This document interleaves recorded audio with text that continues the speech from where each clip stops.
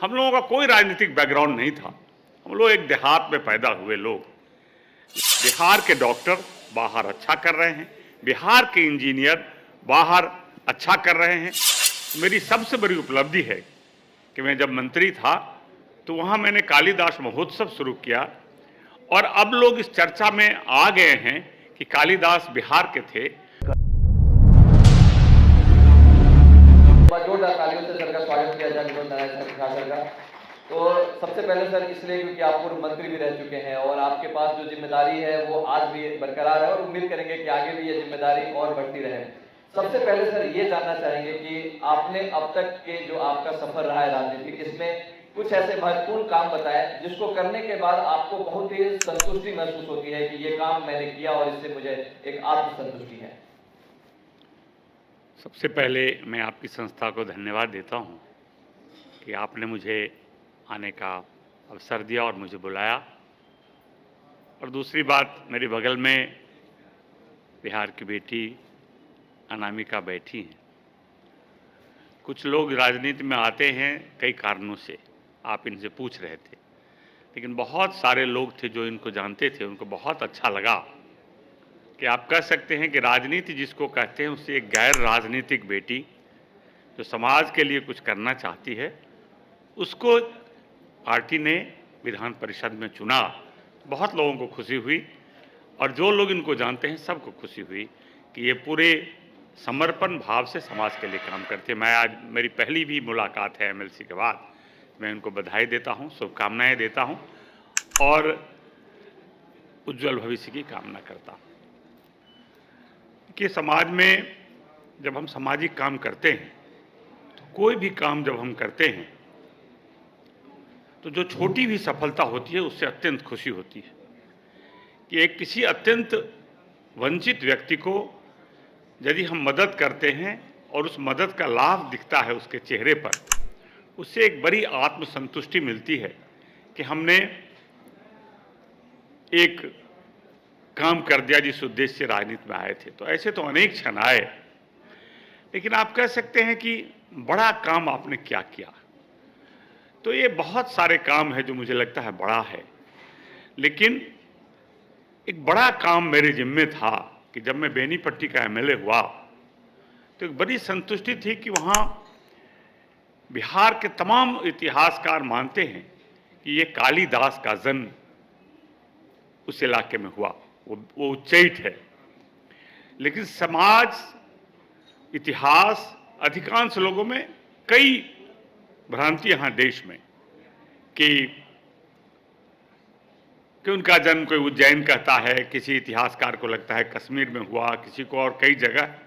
तो मेरी सबसे बड़ी उपलब्धि है कि मैं जब मंत्री था तो वहाँ मैंने कालिदास महोत्सव शुरू किया और अब लोग इस चर्चा में आ गए हैं कि कालिदास बिहार के थे और बहुत सारे लोग आ गए हैं और चौथी और तीसरी सदी में एक ऐसा साहित्यकार हुआ जिसका मुकाबला साहित्य की दुनिया में आज भी करना मुश्किल है।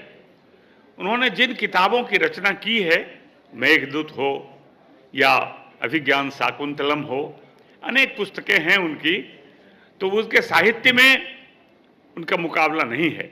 ये मेरे लिए सबसे गौरव होता है जब मैं उनकी धरती पर पहुंचता हूं। उनके नाम पर एक महाविद्यालय भी चल रहा है।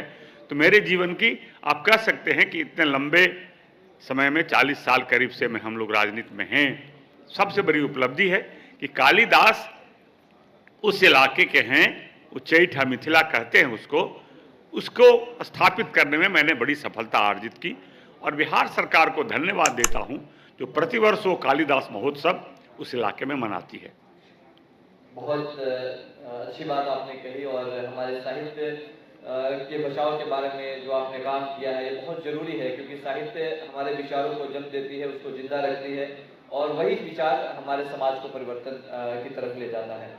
राजनीति में जैसा कि आपने कहा कि 40 साल आपके हो गए और निश्चित तौर पर जब आपने राजनीति शुरू की होगी तब शायद हमारा जन्म भी नहीं हुआ होगा और अब इतने लंबे वक्त के अनुभव से जो आज के युवाओं में एक सबसे बड़ी जो समस्या है कि वो अपने आप को राजनीति से बहुत दूर रखना चाहते हैं। बस उनके अंदर राजनीति सिर्फ और सिर्फ वोट लेने के कुछ 2, 4, 5 दिन तक ही उनके अंदर रहता है, उसके बाद फिर वो अपने जीवन यापन और मजबूरी भी है उनके साथ। तो आप वैसे युवाओं को क्या कहना चाहते हैं जो अभी भी राजनीति से बहुत दूरी बना के रखे हैं, और उनको अगर राजनीति में आना है तो किन किन समस्याओं का सामना करना पड़ता है, जिसका आप कुछ अपने हिसाब से उन्हें बताएं कि उसको आसानी से कैसे निपटे उन समस्याओं से?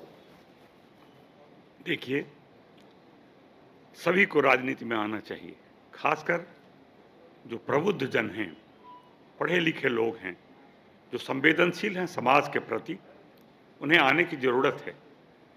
नहीं तो आने वाले दिनों में परेशानी बढ़ने वाली है। यदि आप नहीं आएंगे तो उस वैक्यूम को ऐसे लोग कब्जा कर लेंगे जिनको समाज से बहुत मतलब नहीं है, जो पेशेगत रूप से ये काम करना चाहते हैं और सत्ता पर कब्जा हासिल करना चाहते हैं। राजनीति में ऐसे लोगों की परम आवश्यकता है जो संवेदनशील हैं, समाज के प्रति अपने दायित्वों का बोध समझते हैं। उन्हें आना चाहिए। कठिनाइयां आएंगी, किस काम में कठिनाई नहीं है, हम ये नहीं कहते। राजनीति का मतलब ये नहीं है कि वो आपका व्यवसाय है। आपका व्यवसाय अलग हो, आप जो करते हैं वो अच्छा से करते रहिए, लेकिन समाज के प्रति सच को सच कहने की ताकत, उचित बोलने की ताकत पैदा करिए। और समाज की अच्छाई में हम क्या कर सकते हैं, समाज आपको खुद ब खुद राजनीति में ले आएगा, ये मेरा विश्वास है। हम अनेक लोगों को जानते हैं, मैं भी हो सकता है उसमें हूँ। हम लोगों का कोई राजनीतिक बैकग्राउंड नहीं था, हम लोग एक देहात में पैदा हुए लोग, लेकिन मुझे लगता है कि इन्हीं कामों को करते करते समाज ने आगे बढ़ाते हुए सीढ़ी दर सीढ़ी, और करीब करीब 2005 से मैं लगातार वित्त हाउस में हूँ। 20वां साल पूरा होने वाला है, 19 साल। तो ये समाज की कृपा से है। इसलिए हिम्मत जगाइए और प्रबुद्ध लोग आइए, और कठिनाइयाँ तो आप छोटा काम करेंगे उसमें भी आएगी, और बड़ी चीज़ है ये, तो कठिनाइयाँ हो सकती है बड़ी हो, लेकिन मैं सबको आमंत्रित करता हूँ कि आइए राजनीति में। और राजनीति में आने का मतलब 24 घंटे राजनीति नहीं है। अपना जो आप काम करते हैं वो अच्छा से करिए। आप राजनीति पर आपका दैनिक खर्च जो है, परिवार चलाने का जो व्यय है, वो पूर्ति का साधन न बने, उसी से भ्रष्टाचार पनपता है, वो अलग चलता रहे। इसके इतर आप राजनीति में आए और उसमें जो भी कठिनाइयां हैं स्वतः दूर हो जाएंगी। केवल आपकी इच्छा शक्ति, आपका समर्पण चाहिए, ये मेरा विश्वास है। बहुत शानदार जवाब दिया सर ने, और ये बात निश्चित तौर पे युवाओं को सुननी चाहिए। और ये जो अच्छी बात साथ में जो आपने जोड़ी कि उनका अपना जो निजी जो खर्च है उसका कोई ना कोई अपना वैकल्पिक व्यवस्था करे और फिर राजनीति में आए। अंतिम सवाल सर से लेना चाहेंगे मुझसे? अच्छा, हाँ, मुझे तो इनका ही अच्छा लग रहा है। अनिमिका जी बहुत विस्तार से बताएंगे कि माहौल थोड़ा बहुत शांत है, तो उसको थोड़ा सा एक बार ताली जरूर बजा लिया जाए। जिस तरीके से अभी मैम ने भी कहा कि राजनीति में, जैसे आपने भी कहा कि राजनीति में अच्छे लोगों की आने की आवश्यकता है। अगर अच्छे लोग नहीं आएंगे तो क्योंकि यहीं से सारे नियम बनने हैं, सब कुछ फैसले लेने हैं, और वही चीज समाज में फिर उसको उसका लाभ उठाना है। आने वाले कुछ सालों में जो आपका अनुभव रहा है, उस पूरे अनुभव से आपको क्या लग रहा है कि आने वाले 5 साल में ये देश, या ये फिर बिहार की बात करते हैं, बिहार कहाँ जाने वाला है, कहाँ तक पहुंचने वाला है? अच्छे लोग विभिन्न प्रोफेशन में हैं, वो राजनीति से जुड़े और नए संभावनाओं का जन्म होगा। तो मुझे तो बिहार का भविष्य उज्जवल दिख रहा है। खासकर मैं दुनिया में जब जाने का मुझे मौका मिलता है तो बिहार के व्यवसायी बाहर अच्छा कर रहे हैं, बिहार के डॉक्टर बाहर अच्छा कर रहे हैं, बिहार के इंजीनियर बाहर अच्छा कर रहे हैं। तो बिहार के लोगों में, बिहार के सॉइल में ऐसा बेटा पैदा करने की, ऐसा बेटी पैदा करने का, संतान पैदा करने की शक्ति है जो दुनिया में अच्छा कर सकती है। क्या हम बिहार की बेहतरी नहीं कर सकते? आप कहीं भी हैं अपने धरती के लिए आप सोचेंगे तो बिहार का भविष्य उज्जवल होगा। जो बाहर हैं वो आइए, और इस दृश्य में बाहर जितने लोगों को देख रहा हूं, बिहार के लोगों ने बाहर में जितना अच्छा काम किए हैं, कर रहे हैं, वो अब बिहार भी लौट रहे हैं। आपको मैं आमंत्रित करता हूं कि बिहार पर भी अपनी नज़र डालिए। जो आपकी मातृभूमि है वहां आप यदि वो नज़र डालेंगे तो उसमें और मजबूती आएगी। तो इस कई दृष्टियों से मुझे लग रहा है कि बिहार का भविष्य उज्जवल है। आने वाले दिनों में बिहार और अच्छा करेगा, ये मेरा विश्वास है। बहुत बहुत धन्यवाद। आप दोनों ने बहुत कीमती समय हम लोगों को दिया। हम आपके समय की कीमत को समझ सकते हैं। तो आप लोगों का यहाँ पे आना हम सभी के लिए बहुत सौभाग्य की बात है। एक बार जोरदार तालियों से सर का इसके लिए हम लोग धन्यवाद करते हैं। बहुत बहुत धन्यवाद।